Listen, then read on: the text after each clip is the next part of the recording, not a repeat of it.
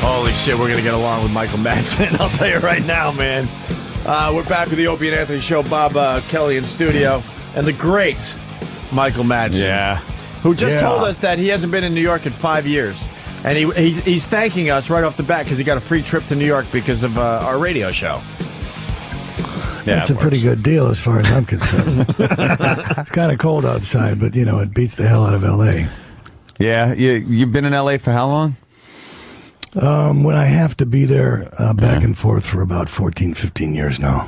Yeah. Oh, shit.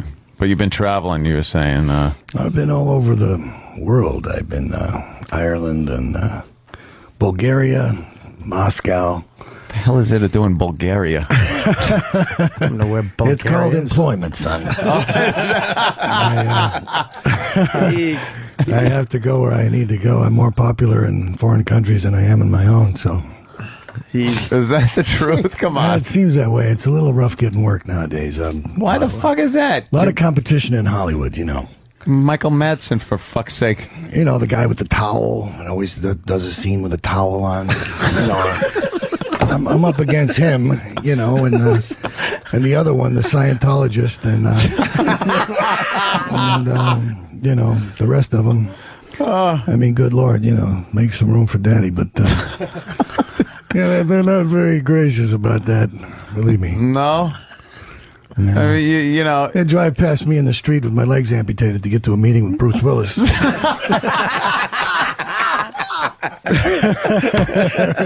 know. Oh, get it all out, Michael. Come on, let's get it out. Let's get it out. Then I meet Bruce on Sin City, and he starts telling me about all these projects we're going to do together. Yeah. I'm like, yeah, that sounds pretty good, Bruce. Yeah, thanks for looking after me. Meanwhile, you know, a couple years later, you're going to Bulgaria. I see him at Astronaut Farmer premiere. I'm like, hey, man, remember all those projects you told me about? He's like, what? What projects? Yeah, you know. What about the last Die Hard? You could have been in that one. Oh, wouldn't that have been wonderful? That would have really given my career a boost. I would have been the guy that he threw out the window or something. You know. Oh, Jesus all right, Christ. Mike, in this scene, you light a cigarette, you fire a gun, then Bruce kicks you down a flight of stairs. No thanks, fellas. I'd rather pump gas.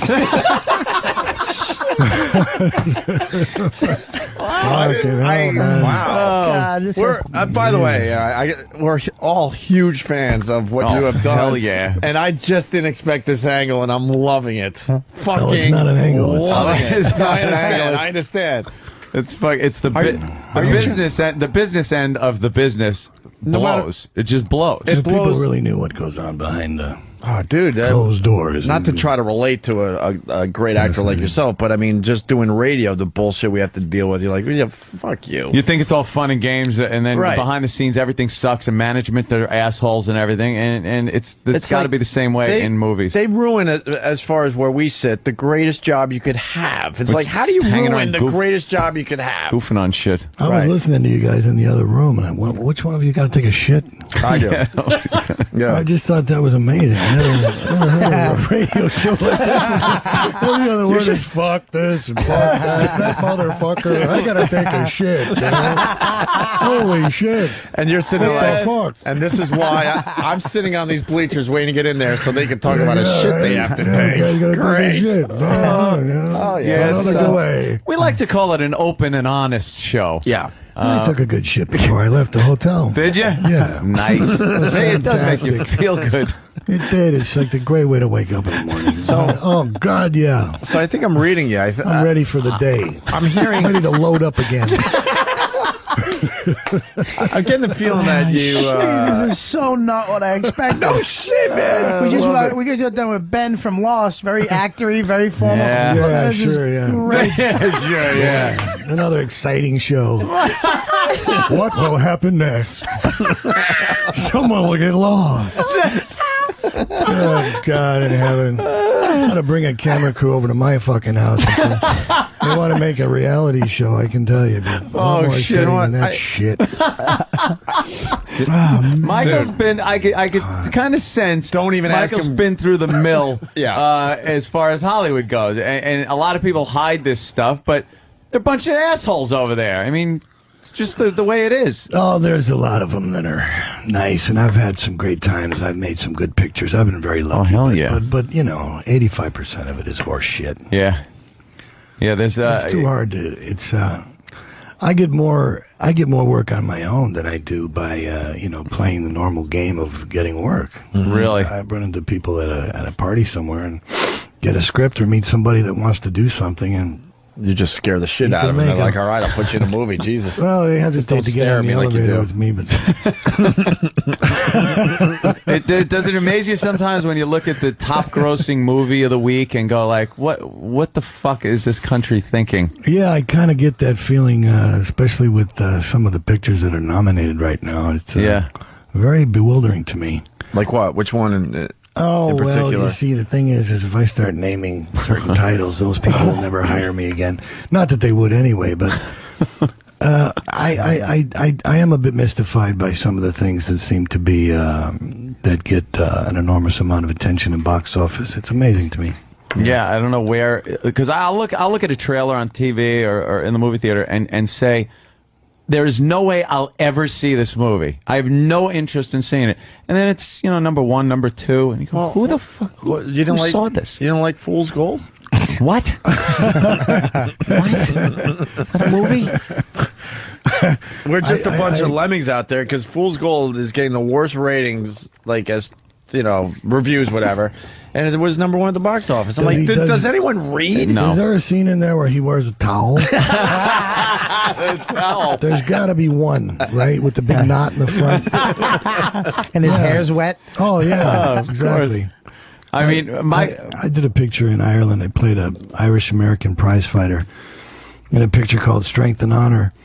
And it's the first time I produced a picture, and I tried to get involved in the distribution and all that. And I learned a lot of lessons about the way that stuff goes. And believe me, there's a lot of big money changing hands for promotional campaigns and this kind of thing. And, the picture really got overlooked. And I'm trying to get some guys to re-release it. But I think I'm up against a stacked deck. I mean, it's really hard to... it's hard to make room. They don't make room for anybody, It's a very dog-eat-dog thing. Yeah, they got the thing figured out the way they want it to make the most, and they don't want anybody changing the rules on them. Well, as soon as I get in there, I'll be telling them that they're all the greatest guys in the world. I was wrong. No, I was just kidding when I was on the radio. Holy shit! I've been nominated. He's oh living my our God! life. I know. Jesus. I didn't mean what I Get said me about a towel. Get Michael a towel. I'll do a scene with a towel. I'm scared to ask him questions about movies he's been in now. I'm very lucky, and I've been very fortunate. Actually, I'm in a great movies. industry. I really am. I'm just kidding around with you. Someone threw you in IMDb, and they're saying unfucking believable. You made 18 movies for 2008 alone. Well, I got 6 boys to take care of, and I need to keep a lot of groceries in the fridge. You have 6 kids? Yeah, boys. Wow. My house is like Lord of the Flies. I actually saw. They have like theme days. Like one day they'll all dress up as cowboys and Indians. They're running through the house, spearing each other and shooting arrows at me. And it's amazing. I got a striped shirt with a whistle. That's basically my wardrobe when I'm at home. Yeah, no, it's insane. The Army Day, they're all camouflage or in camis. They're out in the bushes, shooting paintballs at each other. It's insane. I mean, I don't know how my wife, she's amazing. She deals with it. They tied her up one time. tied her to a tree outside. She was like, my God, help me. I couldn't believe it. I always wish I had brothers growing up, and now I got all these sons, and it's just like amazing the way they are with each other. I didn't miss fuck all, I gotta ask the obvious. Have you ever done stand-up, Michael? Huh? Have you ever done stand-up? No. Nobody ever asked me that. If he did stand up though, and if a heckler ever messed with him, if I did stand up, I always thought that I would want to do this thing where one time I was in my trailer and I was making a movie. I was in Poland, and I was so fucking bored. I was going out of my mind. Right, I had a shit in a bucket. Right, that's how low budget it was. And I was just sitting there thinking, my God, is this what it is? I was being eaten alive by all these Polish insects, and it was like 4 o'clock in the morning, and I was like, oh my God, I wish I was a lumberjack. This is so fucked up, I just don't want to be in this business. Why am I here? And I started thinking, for some strange reason, about a hotel that could open up, and they could call themselves the Kevorkian Suites.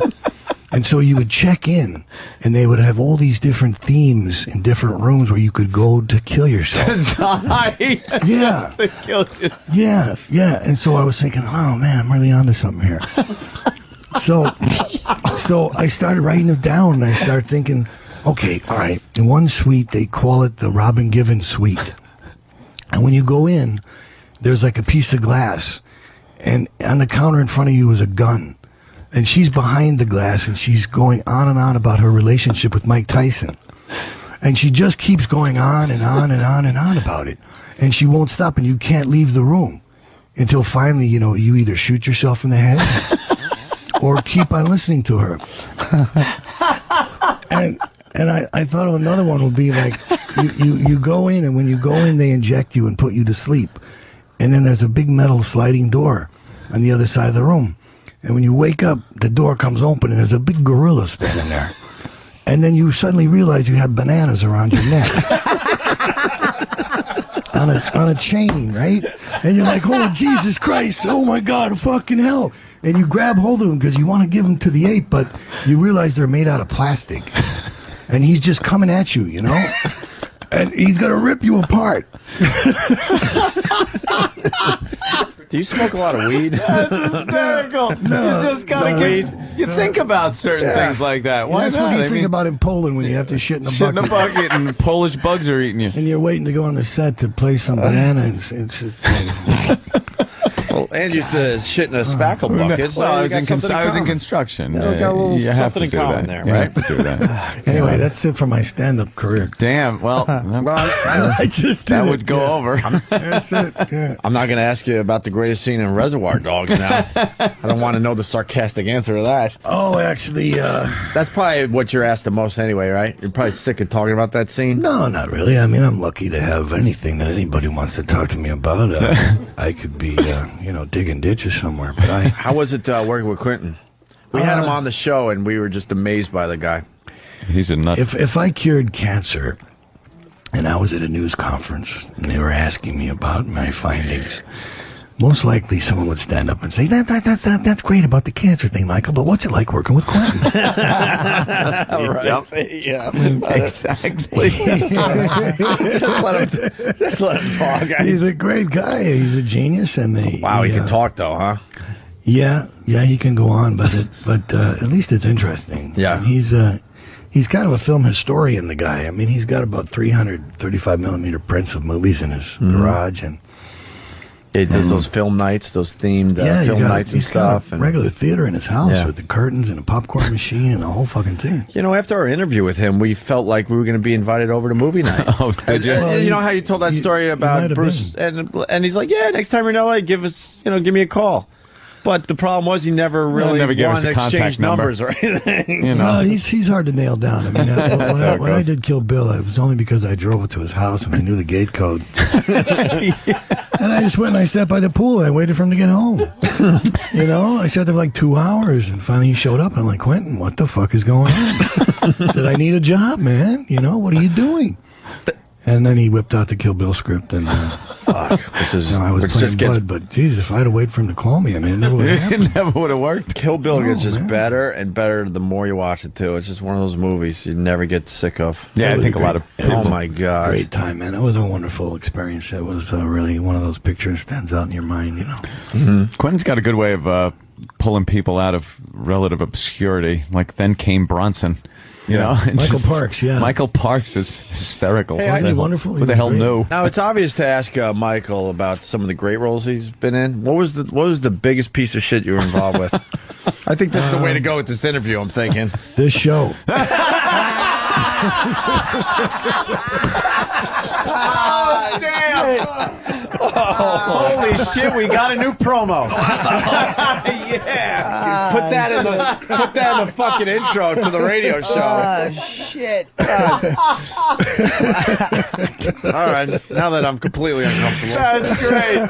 Oh, fuck that. That's fantastic. And I also took notice, fuck if we're letting it all out. Yeah. He comes in and I go, "Hi, I'm Opie," and he gave me a look like, what a stupid name. I was just trying to figure out if you were the one that had to take a shit. Yeah. I saw it in his eyes. I'm like, I know. I've been stuck with this dumb name since I was 12. Will you give me a break? You didn't change it, man. All in his eyes. He didn't even have to say anything. I just saw it in his Change eyes. it, Like, Change the name, man. I would love to. We're just known for. How many ridiculous fucking radio shows do you have to do? You know? I met Ron Howard once, and I called him Slappy and Opie, Wappy. and he never hired me. I thought it was going to be funny, and I was like, "Hey, Opie." I thought he would take it in the right way, but he He doesn't really know how appreciate to. He doesn't know how to take a joke. No, That's his he He didn't problem. probably appreciate it. says something like, if I cured cancer, people would... You won't see me in any Ron Howard films, put it that way. That's how quick it can end for you. Hey, what about this movie? Do you want to talk about the new movie? I don't even know. Boarding Gate? Listen, I shot that picture in Paris. I played a stockbroker with a girlfriend who's a dominatrix. I saw Moans and groans. I saw half of it. Roland gave me the movie, and I watched it last night. But halfway through, the fucking DVD gave me had a scratch. What? But it was right. The movie. Where did it end in the scratch? Right when you were about to get before she pulled the gun out, you were about to get killed. So he gets killed in the Dude, movie. but it was Thanks, this. Bob. This Thanks for giving that away. Yeah, No. good one, Bobby. You wonderful. But I dummy. don't know. I don't know if he got killed. That's what I'm okay. saying. Yeah. I didn't see it. She pulled the gun out. Honestly, God, it pulled the gun out, and but the sex before that, there was this big lead up. So they were doing all this kinky shit, dude. I don't know. She pulled the gun out. There was handcuffs. He had a belt around his neck. It was one. And I was watching it with my wife. And it's so sexy. Valentine's Day movie. Dude, but I didn't know. It's so the sex in this is so dirty and sexy, but it's beyond what sexy in a movie is. It's one point where she's got a belt. Oh, this girl's hot too. She's dirty hot. And she's got tattoos everywhere. She's really sexy. I don't know. She German or something? I don't know. She's Italian. Is she Italian? Oh, I think she got that accent. The blah, blah, blah. The blah, blah, I don't know, but he Dummy. grabs her and he's done. His rage. Can I just say something about your rage, dude? The way he is right now with that voice, he's very quiet. He's very cool, and then all of a sudden, it just comes, dude. It just comes, and then he goes right back to, wow. Sometimes you want a beer.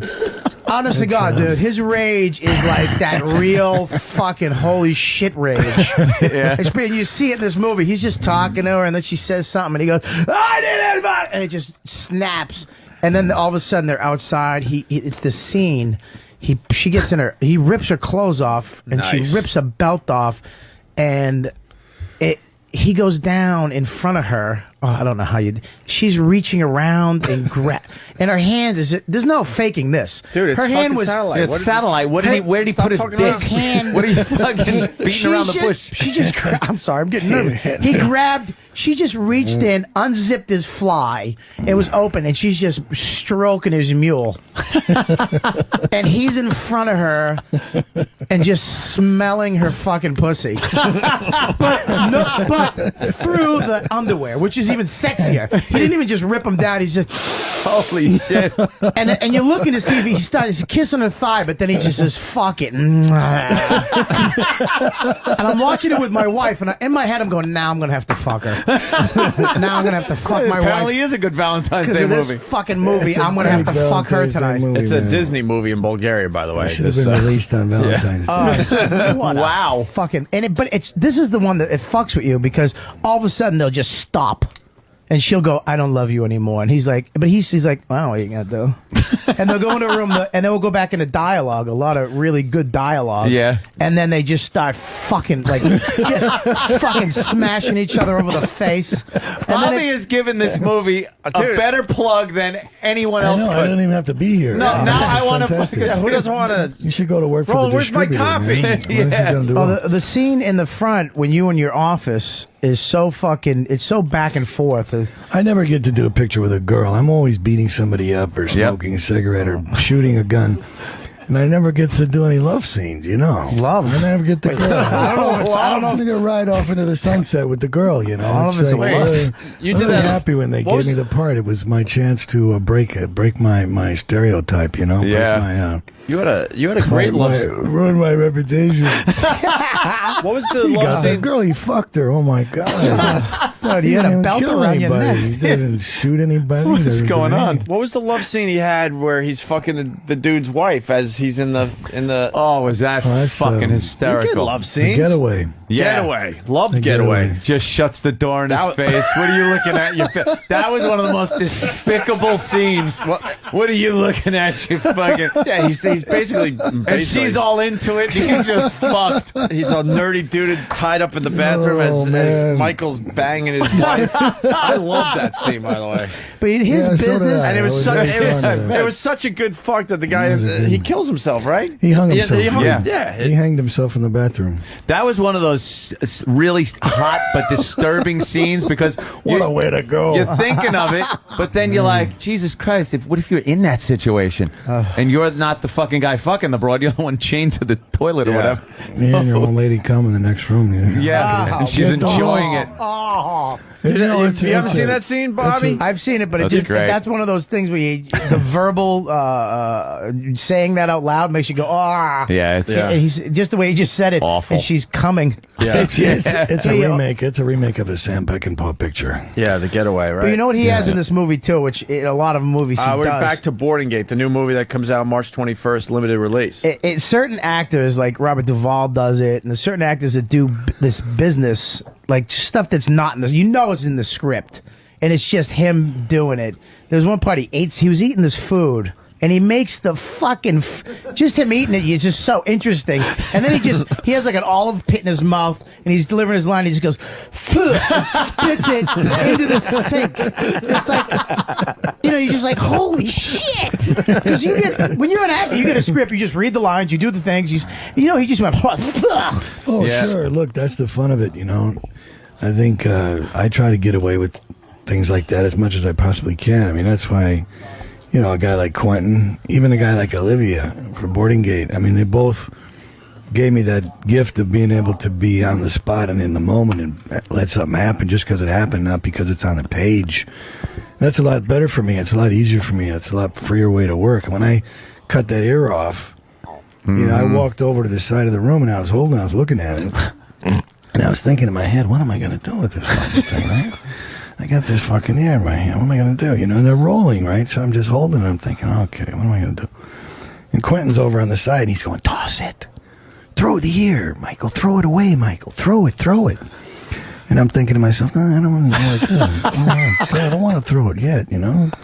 And so I spoke into it. I said, hey, can you hear me? You know, and then I threw it. You know? Twisted. And so Quentin's like, I can't believe you did that. And I'm like, well, what do you mean? He goes, no. What are you doing? You're talking in the air. And then the next day, he goes, Michael, listen, we went to saw the dailies, you know, and when you're talking in the ear, it's staying in the movie. It's such said, oh, yeah. That's awesome. It's such a because I was just only kidding around, only you know, a I didn't really- fucking lunatic would do something like that, and the character's obviously out of his mind. Yeah. Hey, can you hear I me? figured, Yeah. you know, it was the thing to do. I mean, if you're going to have it, it just made sense to me at the most. We were I talking can't to Quentin. dance, so I had to come up with something. We were talking to Quentin about that movie and that scene in Reservoir Dogs, and one of the most, I don't know, the one with the most impact to me is when you walk outside of that funeral parlor and you hear the birds chirping, it's sunny, kids are playing, and it's such a stark difference from the horror that is going on behind those doors. Like for a moment, you're out of it. And you're just outside. It's a beautiful day. Going to get the gas. Yeah, going to get the gas to burn him with. But that was my car, that yellow Cadillac. It's on eBay. That really right now. your car? I put it on eBay. It's up for sale right now. Get the fuck out of here, really? That was my car. I drove it to the set that day, and that's where I parked it. And I swear to God, when we were going to shoot the scene, they were going to go to Budget and rent a car for Mr. Blonde for the thing where the cop's in the truck. And I said, why? Why don't we just use my car? It's right there. And Quinn says, that's a good idea. Let's just use your car. So when I walk out there and the caddy's there, I mean, that's because that's where I parked when I came to work that day. Damn, that's on eBay, huh? I've had the damn thing for about 15 years. And How much you want for it? What do you want for the instant? I don't know. I think John Schneider got $4 million for the Dukes of Hazzard Charger. So. You're looking for $4 I don't know. Anything's possible, right? You never know. I mean, I won't have to go back to Bulgaria to go to work. Fucking Bulgaria. What is going on? Why is Michael Madsen in Bulgaria doing a movie? Well, Paramount hasn't called lately. Well, you're going to be in Sin City too, right? Well, if they ever get around to making it, I'm supposedly going to be in it. Robert Rodriguez told me if I did the first one and it did well, that he'd bring me back for the second one. So, with those guys, you just kind of have to wait until they're ready. I mean, there's no use calling him. If he wants you, he's going to ring you up. So, I hope I do. It was a great picture. I mean, it was a lot of fun doing that thing. And the one thing talking about just reading lines off a page and then doing the things that make a great actor different from someone just reading lines. The facial expressions you can make, you don't have to say words, and that's a talent in itself. Like, you can make a look and just go, oh my God, this person is so fucked. This person is so fucked just from a look. It comes from a nefarious childhood. Is that it? Yeah. Or sometimes it's just out of bourdom. Yeah, you didn't have any professional training or anything? Man, you got to come up with something. Nothing like that, just kind of... I tried to... early on, I went to Steppenwolf Theater in Chicago. I tried to take a scene study classes there for a bit, and I just kind of fell out of it. I'm a very impatient young man, and I just wanted to get on with it. And I figured if this is what I'm going to do, I'm going to do it. I don't want to be a career student. And, God bless anybody who's studying. I'm not trying to take anything away from them. It works for them. That's fine. But for me, I just didn't understand all the sense memory business, pretending that this fucking thing is boiling hot or, pretending that I'm blowing in the wind or something. It was really kind of, I didn't really need that whole thing. And I didn't figure I was going to end up playing Hamlet anyway. So, you weren't a fan of the Meisner technique? I just wanted to get on with it. So I really kind of sidestepped all that. And how'd you break in? What was like your first, what was the first role you did where you went, wow, I think I'm doing this for a living now? I went to, first I came to New York. I met Sergio Leone when I was here. Wow. And he told me I should pursue an acting career. And he had a film he wanted me to do, but then unfortunately he died. So I went to L.A. and I had $400. I got a job pumping gas at the Union 76 station in Beverly Hills. And, my first customer was Fred Astaire. I swear to God, it was on Christmas Eve, and Fred Astaire fucking pulls in with a flat tire on his car. And I'm like this kid from Chicago, and I'm like, holy shit, my fucking God in heaven, it's him, it's him. He gets out of the car, and he says, hey, and he, pops me off $100 bill. And I says, look, it's $12.50 for the flat, And he just walks off, and I'm like, holy Christ, And my boss comes over to me, and I said, Jesus Christ, is that him? And he goes, oh, yeah, get used to it, kid. Those guys come in here all the time. And they sure did, boy. I mean, I seen everybody. I didn't realize I was right in the middle of Beverly Hills, and so over the next 9 or 10 months that I worked there, I seen everybody come in there for gas at one time or another. It was pretty amazing, and I finally met a girl, and she knew a guy, and so-and-so and so-and-so, and they knew an agent, and this and that, and this and that. That's how it works. And I went and I read for an episodic television show called St. Elsewhere. And when I went to the thing, I had to go to work, and I was figuring I was going to be late, so when I went to read for the part, I had my Union 76 outfit on, because I was going to work, right? And so I went in and I read. It was the bad brother. I was like the bully brother of a family of bigots, and it was I was the hoodlum brother. And by the time I got to work, there was a message for me to call this agent, and I called him up and I said, "What's up?" And he said, "You got the job." And I said, "Wow." I was, I couldn't believe it. I was pretty stunned, and they said, yeah, you know, the casting director said how brilliant it was that you came in dressed as a working class person. Yeah. And I said, what do you think? I went to Western costume and fucking bought that. And I was going to work, for God's sake. You're on the phone, they're hearing the ding-ding of the cars driving over the fucking hose. It worked, though, I guess. And that was the first thing I ever did. It was Denzel Washington was in it, and David Morris. It was a TV series about a hospital thing, and I don't know. I didn't know what the hell I was doing. I had a cool jacket. I remember that. They gave me this brown leather jacket. It was kind of cool. But then you never I looked just let the jacket act for me. You know? Yeah, let the jacket do the work. Yeah, I was like, I don't know what I'm doing, but I got this bitchin' jacket. I said, don't fuck with me. All right? Hey, look at my jacket. Yeah. That's great, though, and you kind of, you know, you so vividly remember when you got out of your shit fucking real job. Listen, I started getting a couple things after that. I got like Miami Vice and Tour of Duty and a couple of other little Jake and the Fat Man. A couple of things. Remember, I went to to Ray, who was running the place, and I said, "Look, Ray, I'm not going to be here tomorrow because I come in." He goes, "I suppose you're going to go do another one of those television shows." And I go, "Well, yeah. As a matter of fact, I am." And he goes, "Listen, kid. You better make up your mind what you're going to do." He goes, "When you signed up here, you didn't tell anybody you were an actor."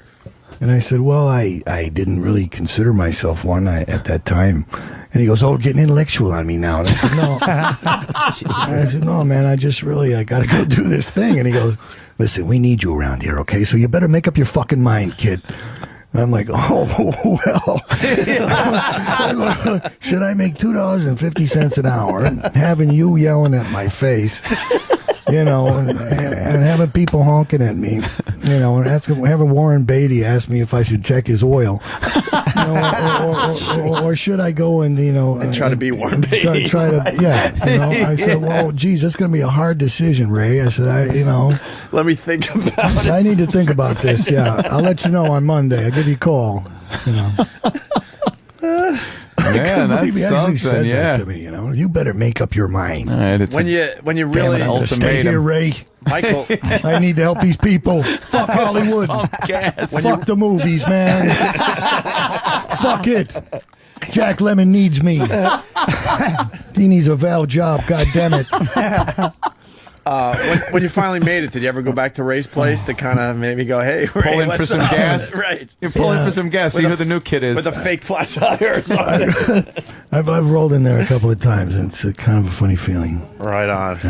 Yeah, it's like a whole nother life. 1,000 years ago. I think I backed into one of the pumps one night in a limo. I think I knocked the damn thing off the pedestal. "Sorry, Ray," and just "Sorry, pull Ray." away. Yeah. There goes that son of a bitch. Get back I here. remember him. Stupid kid. We needed him.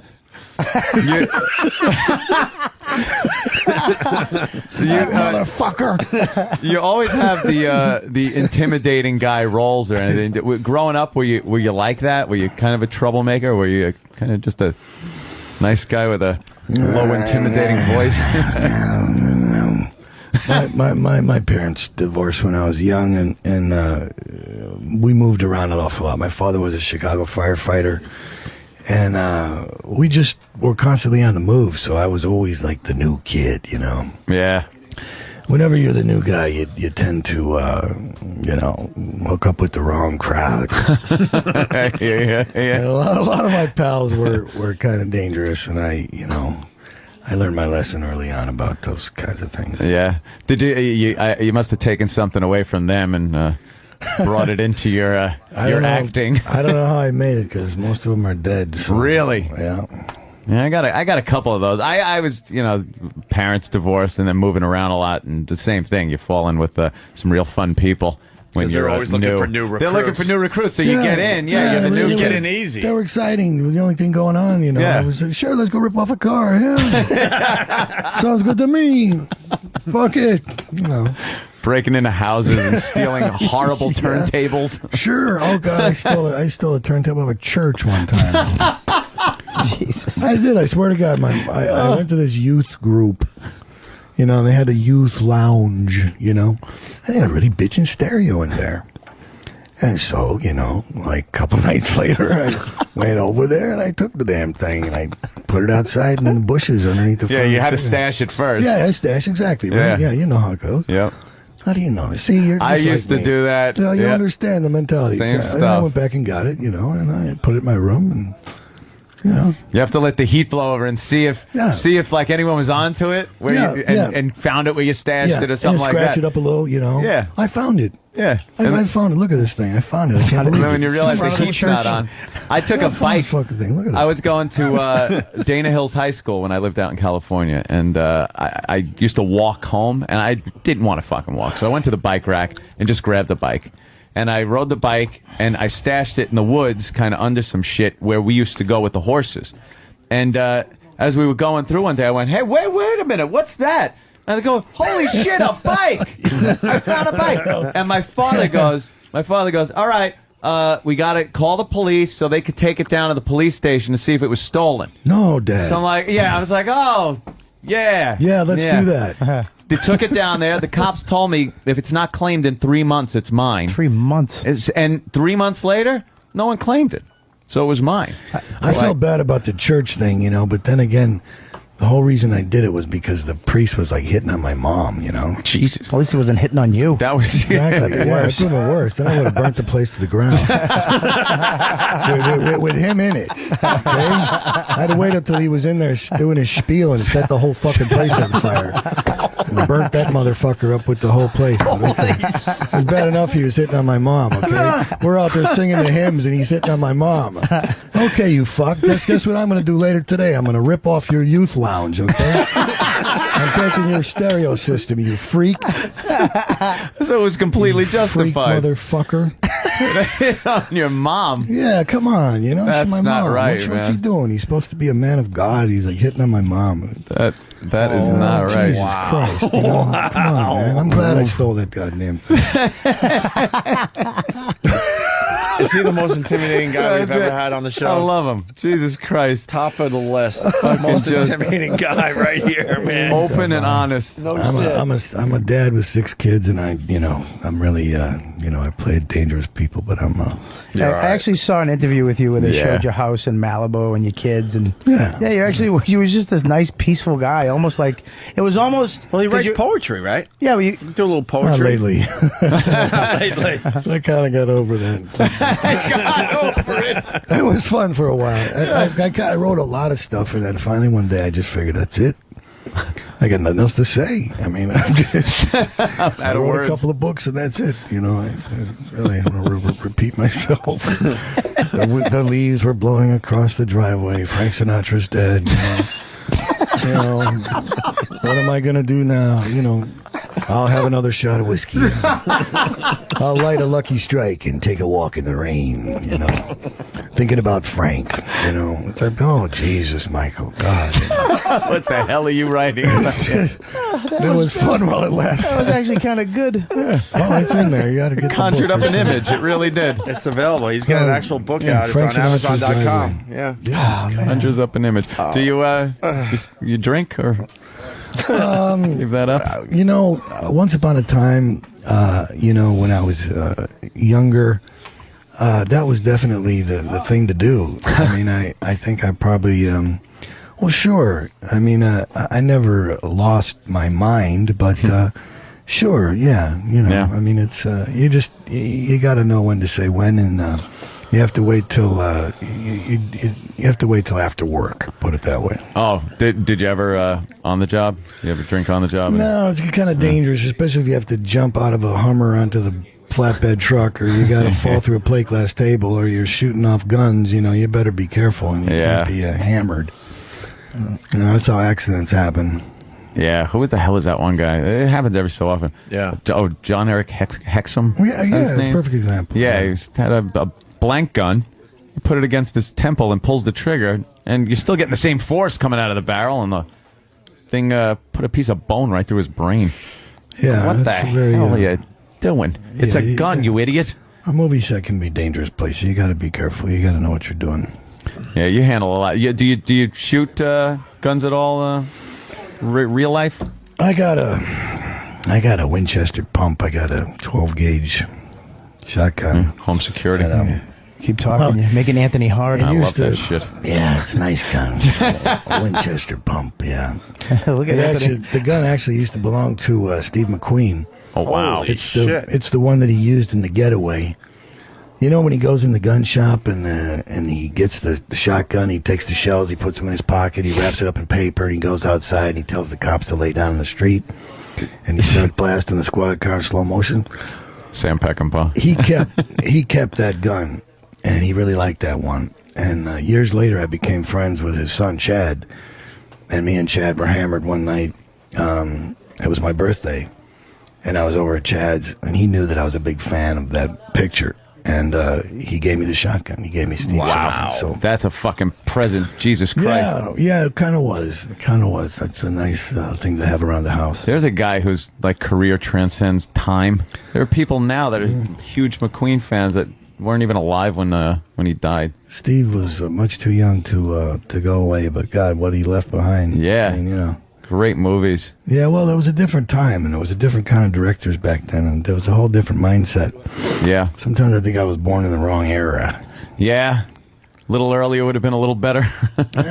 Yeah. I mean, the guys like Peckinpah and some of those cats, they're making some pretty good pictures. That was some sick shit, Peckinpah, man. It's like, yeah, this isn't graphic enough. Let me slow it down and just see shit flying out of their backs. And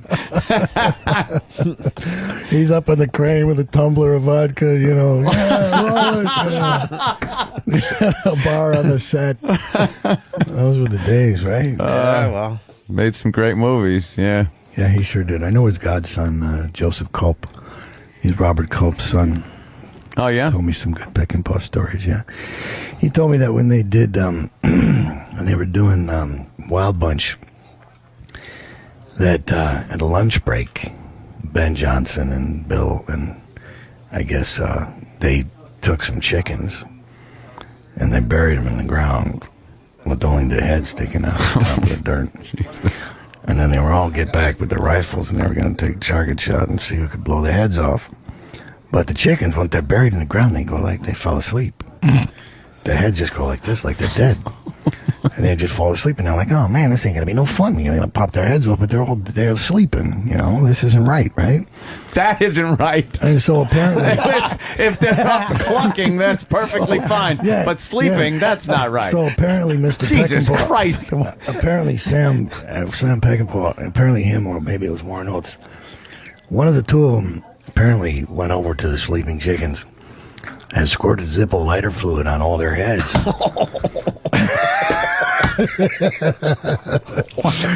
Oh my God! It woke them up, yeah. And they were awake then, man. And then I guess then the shooting began. So the target practice commenced after that. So then they had to put them out of their misery. Then it was humane. Right, of course. Jesus, their eyes are stinging fire. Boy, it certainly was a different time. Yeah. Was the Humane Society person on set that day? Or? No, I don't think those folks were around. Yeah, probably not. My God. Wow. How many goddamn stories must you have? Holy shit. Write a book. We'd be here for a long time. Yeah. We're supposed to be talking about boarding gate. Oh, Yes. Yeah, wow. The movie was the half of the movie that I saw was. All right, you saw half the movie. Don't make it sound Did you like see it? The half that I No, did I you got see it in my pocket right now. I saw it, so shut I got your a face. screener I'm copy. not in the other half, so it's Michael, fine. we like to- I'm talking about the half he was in. We like to be Yeah. prepared for these interviews, obviously. And Roland, he didn't do the job. He hands out these movies on Valentine's Day, and we all got girls that. Well, and he also handed out a movie that was broken. So halfway through, He calls me. He goes, "I want to deliver the movie because you you got Michael Madsen coming in tomorrow." I'm like, "Dude, I'm going to dinner in a half hour." So I apologize, but the synopsis: it's a story about a sexy ex-prostitute who's forced to flee London after a steamy S&M encounter. You saw that, right, Bob? That part? Yeah, there's a couple With the debt-ridden steamy. ex-lover. It ends in violence. That's Madsen playing the ex-lover. She flees to Hong Kong and becomes involved with a couple who promise to help her get her papers and money, but nothing turns out the way it was supposed to, and the ex-prostitute ends up trapped in a sordid game of manipulation. You don't sound like the trailer guy. Wow. No, I don't. That's heavy, man. One of it's the sexiest sexy. It sounds like a movie I would enjoy. Sexy. And you review your own movies, right? Directed by Olivia Assayas. She's a great director. Great director, yeah. One of my favorite scenes is when you're eating your food and she's trying to fuck with him, and he takes a tomato and just sticks it in her face. She slaps it out of his hand, but you know it wasn't in the script. She's talking, and you know she's annoying him. He takes a tomato and just sticks it in her face. It's like, what? Oh, well, you've done that before. What guy hasn't done that? Just mush a tomato in her face, and he just starts laughing because she's angry.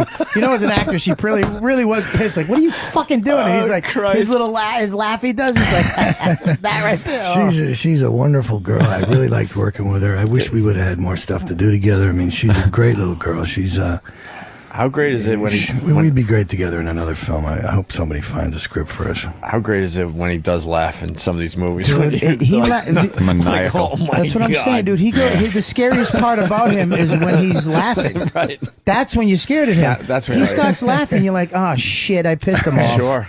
And can I ask you a question though? Doing a scene with that, like regular sex scenes in these movies, you can tell it's choreographed and everything. But this looked really improv. What you guys were doing, because like.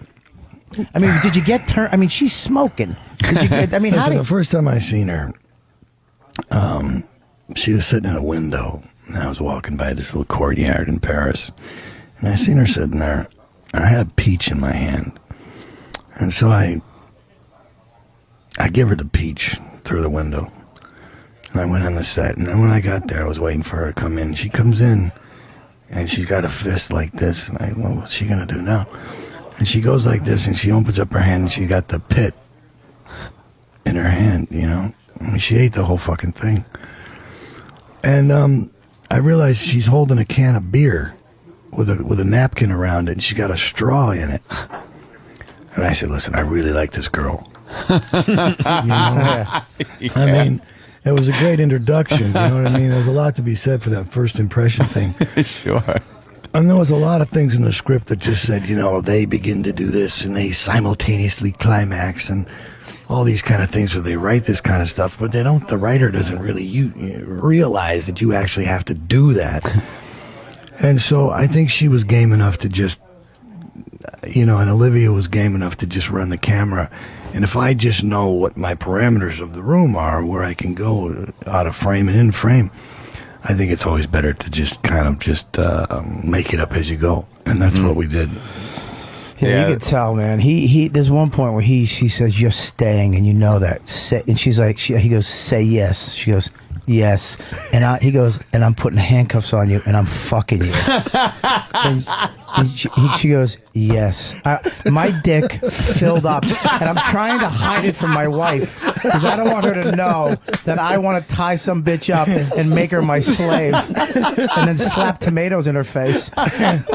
Remember when Jimmy Cagney put that grapefruit in the classic? Face? Yeah, I mean, come on, he classic. did it before I did. Just smushed. Smushed that thing right in her face. Nothing better than mushing something in a chick's face. So much better than hitting her. Food, yeah, take that. What, are you hungry here? Stick her face in a bowl of porridge. Come on, eat it. Do it now. Oh Christ! Eat this fucking thing too. I hate to say it, but we're getting the wrap up, son. Running out of time. I hate this. Guys, listen, thanks a lot for having me. Please, I really appreciate it. Thank you, man. I love New York City. It's cool to be here. Can we have your number? Like when we're having a slow show, we'll just call you. And call you up, man. Jesus Christ! I can't do that. His opinion of the show hasn't changed. I'll be at Quentin's. Trying to get a job. What an asshole! Trying to get a job. You fit in perfect with this fucking show. Love it. Maybe I have no idea. Maybe I have future employment in radio. Yeah, I think you do, man. Listen, if the movies don't work out with me, I'll be back. Yeah. So it's Boarding Gate, March 21st. So we got to remember that. Yep. We'll promote it when it gets closer, absolutely. Thank or you, you can fellas. call us and remind us. You guys are a lot See? of fun. We'll have Roland get in touch, and Yeah, that way you sure. could give us a quick call or something when it comes out. And of You course, guys are a lot Michael, of fun, man. Thank you. MichaelMadsen.com. And someone was telling me you review your own movies. That's got to be weird. I kind of figured I had to make an excuse for some of the crap I've put out there.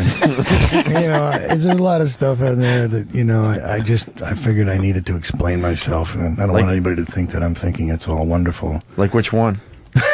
I think I made about 74 pictures. What?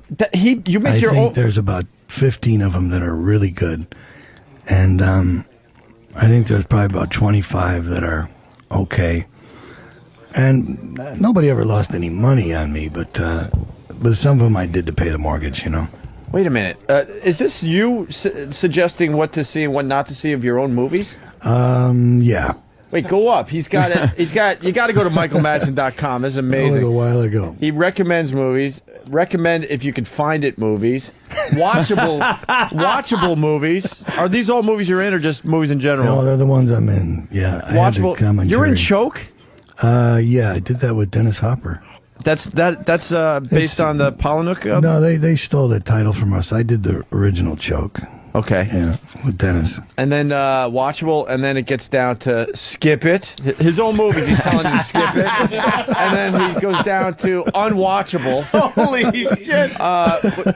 And he lists the ones that are just completely unwatchable, and then Can't Rate, Never Seen It. So there's something you've never even seen that you've been in the movie. You've never seen. You got a category. Can't Rate, Never Seen It. Have you ever seen a more honest fucking actor? Holy Jesus Christ. shit. No wonder you're not getting work in the United States. Exactly. You see how that shit works? How about you don't burn a bridge? Yeah, I'm gonna hire him. No fucking way. He's an indie guy. Yeah. Okay, man. Here's an example. You gotta go to his website. It's better than this interview. Flat Out, which is one of the movies. Was it a movie? I don't even know. That was a picture. It's in the section Can't Rate, Never Seen It. And this is a one line he gives for Flat Out. Interesting film about a paralyzed motorcycle race shot in 2 days as a favor to the producer. It's like helping someone move. That's kind of exactly I'll make a what movie. it was. Yeah. It's like either move a couch or make a movie for 2 Yeah. days. If I hadn't have done it, I would have had to move. It was time to pay the rent, man. That is what are you gonna do? Wow. Oh, that's fantastic. Oh, all right, here's another one. I got to do this. Ghost. I know you got to go, but this is too good. Ghost. He explains it this way: low-budget movie made during a time I was trying to pay my mortgage. Also released as Code of the Dragon. Trying to pay the mortgage. Holy fucking honesty. I could have said a few more things about that piece of shit.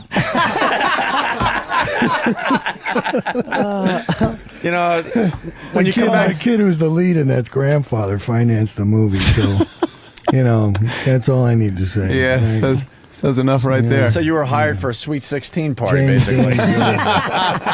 James Dean's mantle is well protected. believe me. God damn. Michael Madsen, can't Great. thank you enough for coming in. You guys are cool, Been man. been a Thanks fan lot for so long. Absolutely. And when you're in New York Meeting is in great. another 5 years, stop yeah, by. stop by. We'll still be languishing here in mediocrity. If you guys are still around. Yeah, we'll be here. The new movie, I guess he likes this movie because They're probably he's gonna- promoting it. They're So probably going to fire me from the press tour. Jesus Christ, did you hear the shit he was saying? Get him out of the city. Send him back to L.A. the movie's is Boarding Gate. It comes out March 21st. MichaelMadsen.com. Michael, Yeah. one of the best interviews we've ever had. Yeah, absolutely. Easy. We can easily say Yep. that. In our week here on the air, it's been thanks a lot, man.